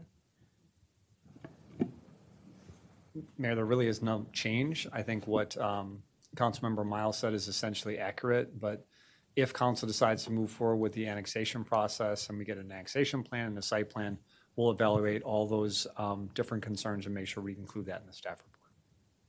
Okay, I have some follow-up questions to that. I'll come back. Councilmember Van Grack, sorry about that. Thanks, and thanks for the presentation. I know this is something that I know we've talked about with regard to annexation of certain commercial properties to potential fund what we're looking to do for Shady Grove. So thanks to staff and the whole department for really putting this, which I understand is just part of what we're looking to do together. One question I had is, from the presentation, I understand that there's the RMD 25 that's being requested, and correct me if I understand from the presentation, it's being requested from the applicant, right? So I just want to make sure that still fits into what we're looking, because this is still within that, the town center master plan and the transit-oriented development that we're kind of looking for in the general vicinity. It's adjacent to 355. Is this still within what we're looking to do? And is there an idea as to what the further use of the property would be turned into? The applicant has noted that they would like to develop it with a mix of townhouses and 2over2s. So it does provide the opportunity for missing middle, and which is what we've been trying to develop into the city, and that's been one of our initiatives to have more housing. So it does meet the housing goal. Thank you. Councilmember Valeri. This is a little bit connected to Councilmember Dr. Miles' comment, but a little bit different in that the concern is more with this virtual pipeline aspect, which, I think it's worth it. There's not enough for me to say no to this annexation, but I think we need to have a really good sense of, which I don't know if the public at large has heard completely, any sort of public safety concerns with natural gas vehicles coming through.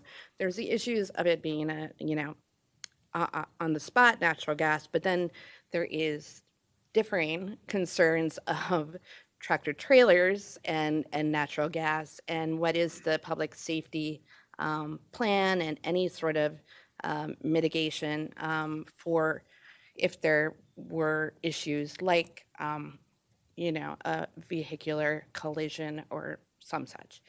I would love to hear that. I definitely want, I think this is a great idea, but I would feel completely comfortable once we get to that point, as you said, Mr. City Manager, that we have kind of a good conversation from the city perspective on what, if anything, we would do or coordinate with the county should this virtual pipeline continue into perpetuity. Councilmember Fulton. Thank you, and thank you for this. Further to those sorts of comments, I take Mr. Semino, like the point that this is the beginning, right? And you know, at the time that there is a potential site plan or whatever, I think there's a lot to discuss about that site. You know, we've heard about the transit in the area, so we've had some residents talk about the roadway there. How would this help or hurt? I would want to understand natural gas as well, public safety, but trusting that our process will work that way. I think this is exactly what we were asking for, is to bring these types of things. So thank you. And I just wanted to echo I'm supportive, and because I understand the process. All right. Thank you. Is everyone who wanted to go had questions? All right. I did want to circle back. I do want to make sure that our council is fully aware of environmental issues, if there are any, and then what the mitigation would be. Are there any things that would fall more in the city because it is in our city to handle versus the county? So just want to make sure that as we're going through the annexation process, first of all, I just want to say thank you for bringing an annexation request. We always love to annex in more parts of the city, but just want to make sure we're asking the right questions on what the responsibilities are and what is the appropriate use of that land. So I think that will be important as we get through discussions, and I hope the Planning Commission will also receive the same information so that they understand the parameters and constraints of that land. I think there was something related to gas before, and Washington Gas, when they were doing some work, had also made some comments about that. So I will just note that one concern that I had is if we are looking at residential, I want to make sure that it's always safe, and I know that you all will do that. But that's my primary, is our duty to residents and safety. This part of the area, that street on Ashley Avenue, is very, very narrow. We've heard from residents on that. I was there multiple times this weekend, especially with snow. It is impossible. It's not even a full one lane. So just would want to also understand there would have to be some improvements done to do anything there. So that's just more information I'd like to hear when you come back, so that you're prepared with some of the questions that we might have. And then the zoning question for me, one of the things I've heard from the county executive, as well as Rockville Economic Development, Inc., is that they have challenges attracting some small-scale manufacturing. They move up north or out of the state. And so is this, if we accept the annexation, is it immediate that it would have to be RMD? Or are we going to be talking about what that would be if it's opportunity for small-scale manufacturing? There were some projects that recently came through. I won't mention what the specific businesses that we just didn't have the site for them. So I just wanted to raise the question, since we're talking about economic development in the next few months as a topic. The proper zoning is part of the application, is part of the annexation plan that will have to be looked at, and it is up to the mayor and council ultimately to make that decision. However, the applicant is requesting residential on the land right now. Councilmember Larry. Yes, sorry. Correct. So, but we're excluding, or are we trying to adjust that little jutting out square, moving that away from light industrial? I'm looking at the little jutting up, and I'm struggling to read exactly. I don't think it's this. It's not the Ashley Avenue side, but the other side. Yeah, the Zero Stone Street Avenue, the applicant has requested that those two parcels be retained as industrial use. Okay. But primarily, this would be residential on this? Cool. That's all I wondered. Thank you. Oh, and then the other question I have is, has the Lincoln Park community been made aware of this request? And I know that we will be alerting them to the public hearing process, but I think the earlier the better that we get them engaged, so that they know what's going on. Yes, I did alert the Lincoln Park community president about this, that this was coming forward tonight. And he said that they didn't have any questions at this point in time, but we will be presenting this to the community as well, along with the applicant. Excellent. Can I also just add the East Rockville community, because they share an adjacent road that feeds into that property, as well as the Lincoln Park Historic Foundation? All right. So you'll be coming back to us with the constraints. We'll be thinking about the zoning that we're going to allow. You mentioned 2/2s and townhomes, but then this is listed for RMD 25, which is higher density. What are you thinking? Because we just had this discussion on another property. So what are you thinking here? We haven't received the site plan as yet. So we will be working with the applicant on the detailed site plan. Ms. Suli Cho is here if you have any questions specific to the applicant. But yeah. Good evening. It's been a little while since I've been Welcome. here. Welcome. It's good to see everyone. Suli Cho with the law firm of Bregman, Berber, Schwartz, and Gilday on behalf of the principal applicant of Parcel J, Interstate Westmore LLC. We have submitted a concept plan. It is mostly a townhouse concept. And the concept is actually, when you look at it, it indicates an RMD 15 density. We've requested RMD 25 to just allow for that flexibility because it is only a concept. And if we were to swap out some of the townhouse sticks with 2/2s, we're not quite sure where we'll land in density, but we think it'll be more towards RMD 15. It might be slightly above. So that's the only reason why we requested RMD 25 as a placehold for the annexation petition. But as indicated by staff, the exact zoning is part of the process of this very protracted conversation that we are glad to start tonight. And we'll be going through the Planning Commission process to really hone in on the correct zoning. To answer one of the questions, the residential concept that is being proposed under this application is really flows out of the city's 2040 comp plan. There is a long history with regard to this property, and I'm embarrassed to say that I've been part of a lot of it for the last 20 years, frankly. So this is not our first run at annexation. And the current owner is Perry Cho of Interstate Westmore. He's been with the property for many, many years.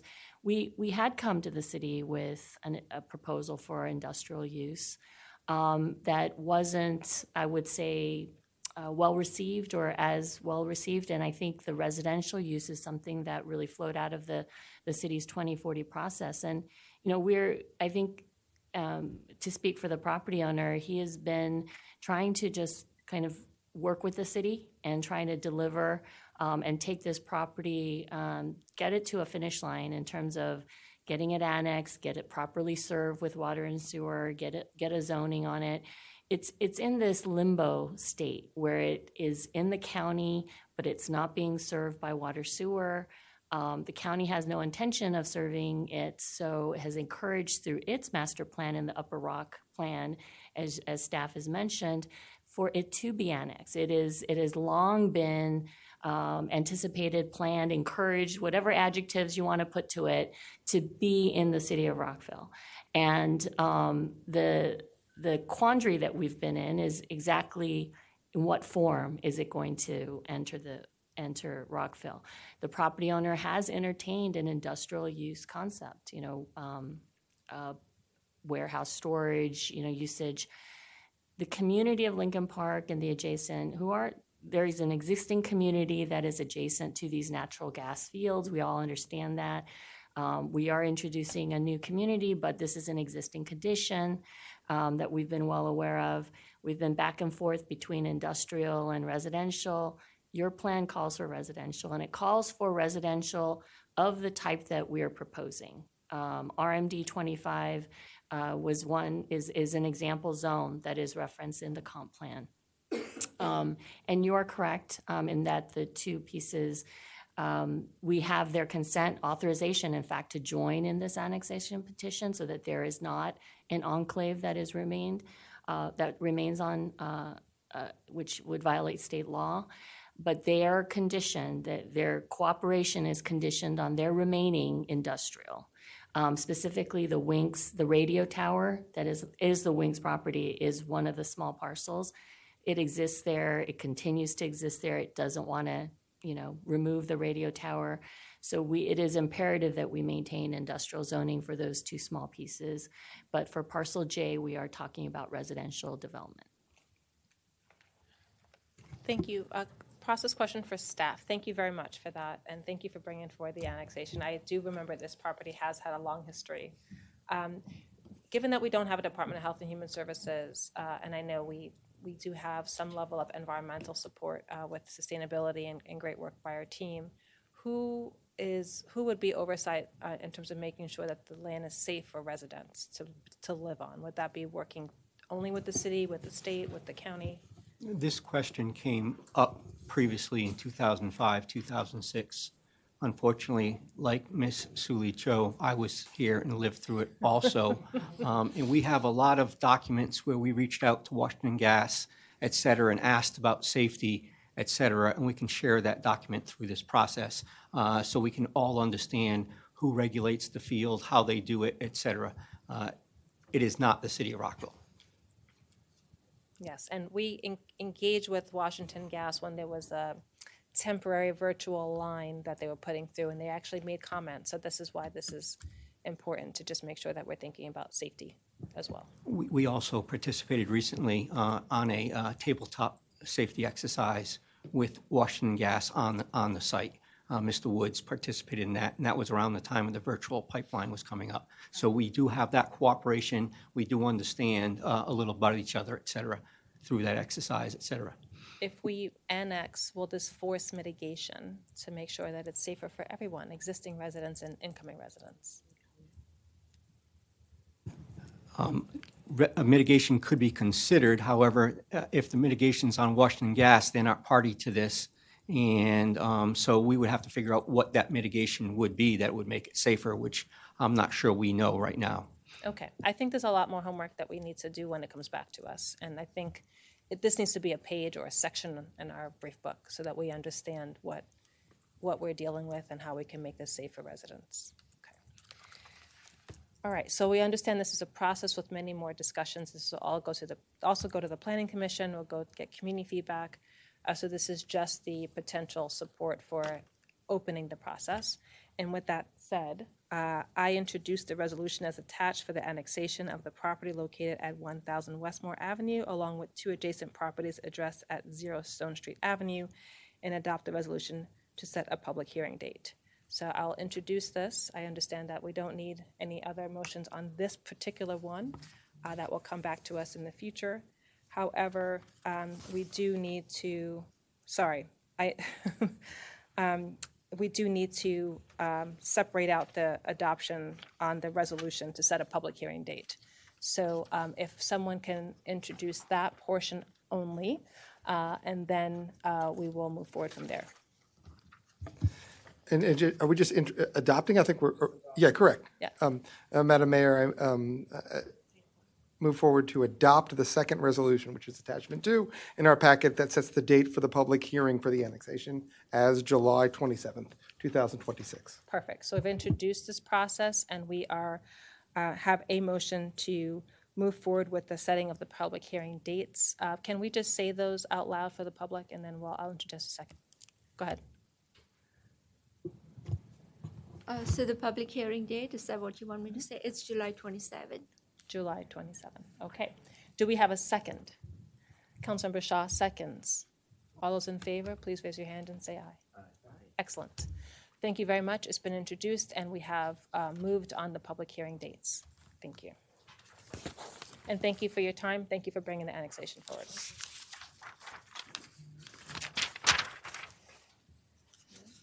Okay. Now we're moving on to agenda item 11C, which is a potential adoption of an ordinance to amend Chapter 5 of the Rockville City Code entitled Building and Property Maintenance Regulations. This relates to our Green Building Code regulations. I'd like to welcome Mr. Chris Dempolf, and I understand that they're panelists, Craig Simoneau, Keena Campbell, and Erica as well. Thank you. Thank you. Good evening, Madam Mayor, members of council. We're back again for the adoption of the green building regulations tonight. You'll recall we were here most recently for introduction, but wanted a little more time to get some public feedback. So our presentation tonight, we're just going to review the purpose, why we're doing this, the proposed amendments, responses to some of the questions that you had during the introduction, a review of our public outreach, next steps, and then we have the suggested motion for you. So our purpose for doing this, for updating our Article 14 green building regulations, is to remain a leader in sustainability and resiliency by adopting the 2021 International Green Construction Code and the 2020 National Green Building Standard with some amendments. This will support the Climate Action Plan and add sustainable and resilient building stock to the city, as well as build on some of our successes with local amendments to the Energy Conservation Code.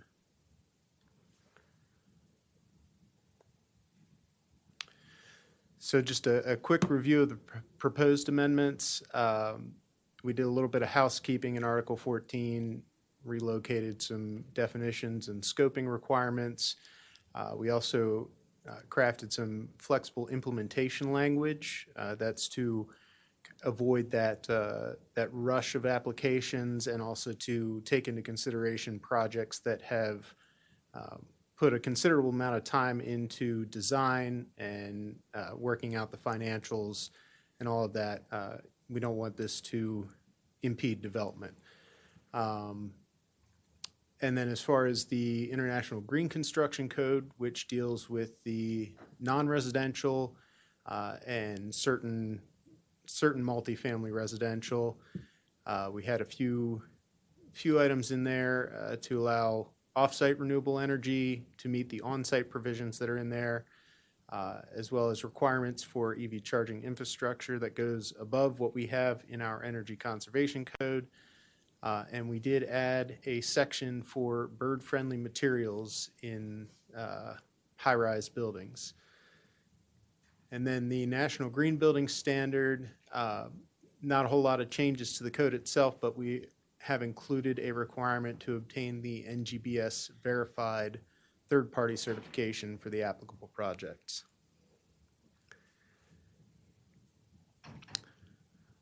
So as I said, some responses to the questions that were brought up during introduction.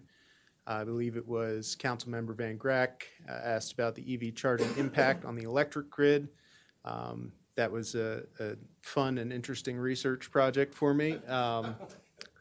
But there is no data to suggest it'll be an issue. There's a task force, commission, what have you, at the state level, making sure that the local utilities are prepared for this, are thinking ahead and being strategic about it. So at this time, no concerns there. As far as the soundproofing, I spoke with Katie Gervis, our long-range planning manager, and we discussed action item, I believe it's 5.1 from the comp plan, which was calling for this. And essentially what was determined was the goals of that have been met in ensuring that there are standards in place. And at this time, we're not suggesting anything above and beyond what is in place. Can I, sorry, just a follow-up question, because you mentioned that specifically. Were those standards in place when it was put in the comp plan, because staff helped to come up with that action item? Those standards have been in the International Building Code for a number of years now. I'm not certain if there was unclear communication or what, I don't want to speculate on it, but Thank you. point is that we have met the goal of that, and I don't believe that there's anything further needed to meet the goal that's stated in the comp plan at this time.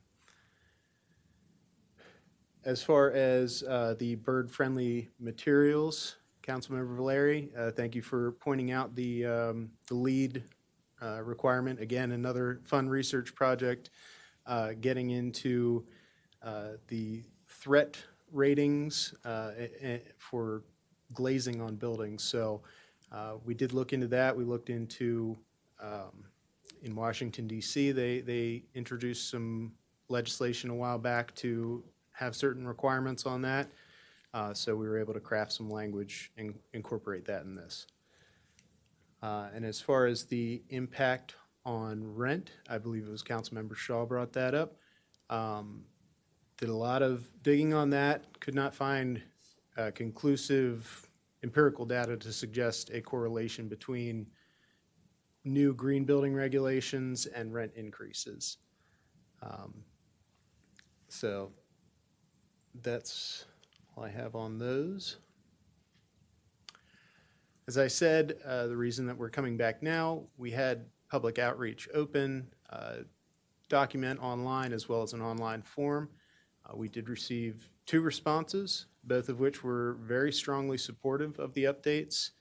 And I did, in the staff report, include the comments that were shared with us, as well as I had attachments that shared all the responses.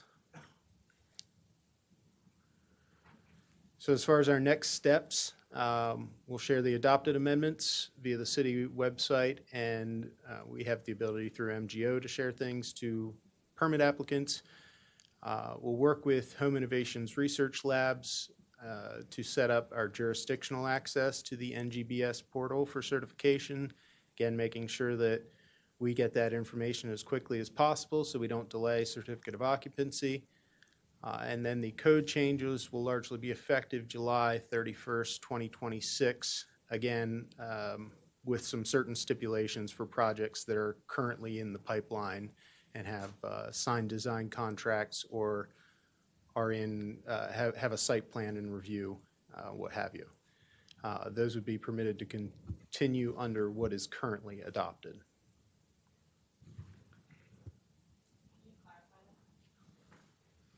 Pardon? Can you just clarify? I didn't hear the last part. Sorry, can you repeat that?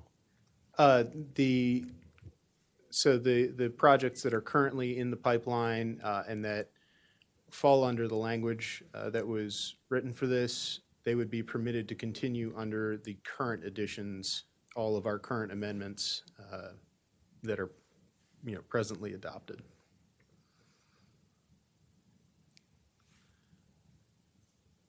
So with that, we have a suggested motion, and if there are any additional questions, I'm certainly happy to try and answer those for you. I have a couple questions. Just want to wait to see if my colleagues have any others. I know that you did a really nice job on presenting as well as on the follow-up questions that each of my colleagues and I have asked. Thank you for including them as clear sections so we could see where everything stands. I'm not seeing any hands at this time. So I just wanted to clarify when this will take place for people who have projects in motion. Did you say anyone who has already a site map plan approved? And then I also heard something about design, that they have to have design. I just want to clarify that because I do know that housing these days, financing is an issue. So, and also if you can clarify for the listening public what type of buildings this would apply to.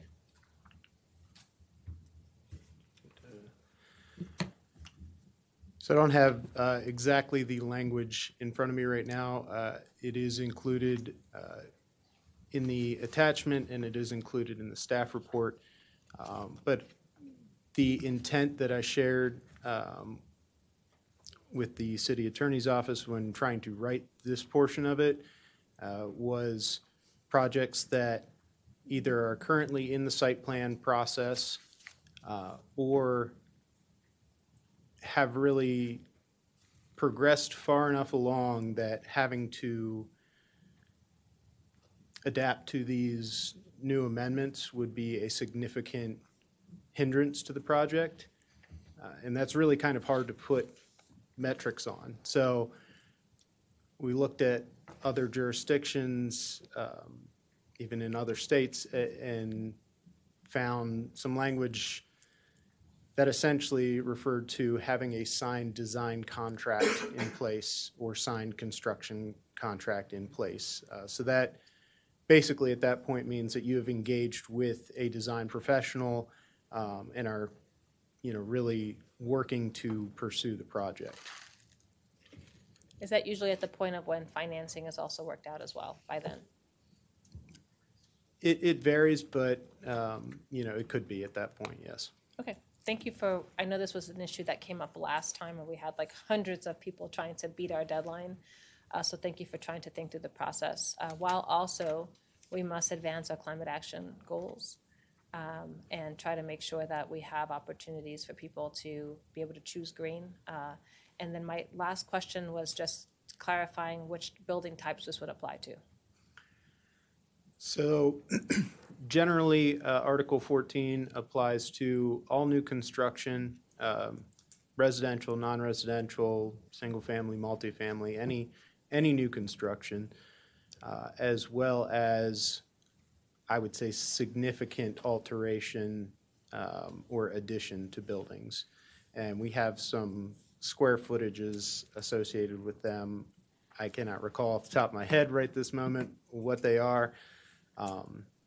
But generally, we're looking at the new construction primarily and fitting it where we can on existing projects that are undergoing alterations.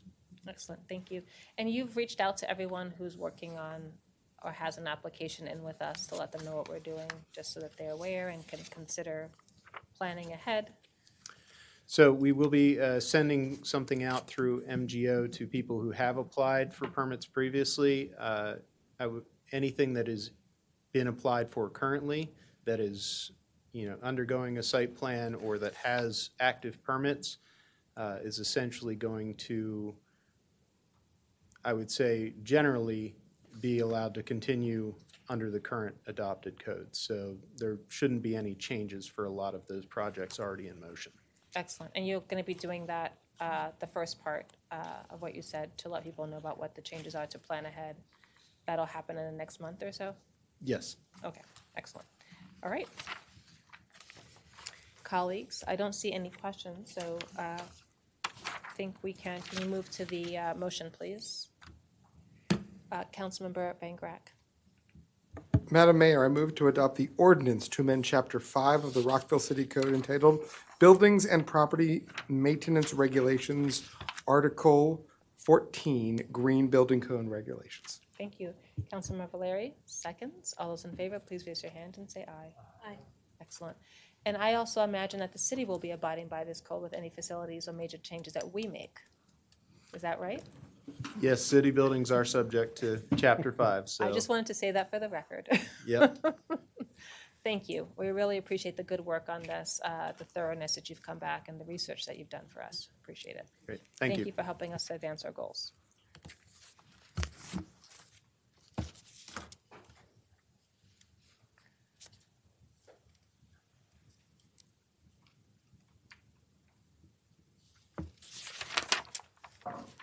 Okay, colleagues, it is 8:09, and I'm moving on to our mock agenda, which we discussed this morning. Does anyone have any other comments or questions about mock agenda? Okay. We're now moving on to old new business. Does anyone have any comments or questions? Okay. Madam Mayor, may I make a quick Absolutely. question? Dr. Miles. Thank you, Madam Mayor. I just wanted to bring from my colleagues' attention a request for a certificate of recognition, as we did last year for the Morehouse College Glee Club. It came last year during Black History Month. Morehouse being a historically Black college, it's alma mater of Martin Luther King. They do a tour every year, and was going to ask if it's okay with the colleagues to send another certificate of recognition for this year's Glee Club and college tour. colleagues, I'm fine with that. Can we just see a thumbs up? Perfect. Yes. Thank you for raising. Thank you all. I want to just thank staff for helping us to be able to have a City of Rockville testimony for the operating budget testimony, which I delivered in between our meeting break time. I want to thank Linda Moran and the team. Really spoke up for all kinds of things for our teachers, workers, staff, and making sure that our schools within the Rockville and the students have the necessary support they need. So thank you all for supporting that testimony. Okay, Councilman Valeri. So this is a two-parter. The first part, because we heard from the Human Services Advisory Commission, and Ms. Moore was also going to be either testifying separately or it sounds like she wasn't able to virtually, but I wanted to follow up on that with a request to send a letter to Montgomery County, to the county executive, I presume, on the issue of closing the Twin Brook Library on Sundays. I had previously shared this concern, so this is kind of more of a follow-up if we can for certain do that, because I think some great points were also made tonight. Thank you. I do see that as an important resource for the community, and it's a long haul to have to go to the town center for, there's a lot of social service needs that the libraries provide in addition to books. Yep. And so I would support this letter. I just want to see if my colleagues support this. Okay, I'm seeing everyone thumbs up. Do you need us to make a motion to authorize you? I saw 7 thumbs. I'm good. Thank you. Okay, let the record show unanimous support for the letter for the library opening. I did have one other, this is more of a comment and less of an ask. And thank you for indulging me, colleagues. At this time, for the benefit of the record and for the viewing public, I am compelled to make the following statement, lest I personally be accused of not caring about our community in Rockville. Personally, I could not live with myself if I do not say something at this time in our country's history. As some of you know who have heard me speak, I come from a family that survived genocide in Turkey because of their religious faith. My grandmother barely escaped Athens as the Nazis marched into the city to occupy it. There are too many strands that connect the current actions of this federal government to those echoes of the past. What we are seeing from federal civil immigration enforcement is no less. I want our entire community, and especially the immigrant community of Rockville, to know that I hear your stories. I see what is happening, literally, and will do everything and anything in my power to ensure your safety, security, and liberty. You deserve nothing less. If I am vilified for this statement, so be it. But I will never stand idly by nor be silenced during this time. The time is always right to do what is right. Thank you, Madam Mayor. Thank you. I appreciate the comments of my colleague. I also just want to reiterate our Fostering Community Trust and our resources that we talked about earlier. I recognize this is a difficult time for people and want to highlight again the Gilchrist Immigrant Resource Center. Councilmember Shaw. I additionally wanted to highlight a few resources. CASA has a center here in Rockville, and this is an immigrant-led organization, as well as it's well-trusted and has hundreds of members throughout Rockville, as well as the MoCo Immigrant Rights Collective, which is also immigrant-led and has similar resources.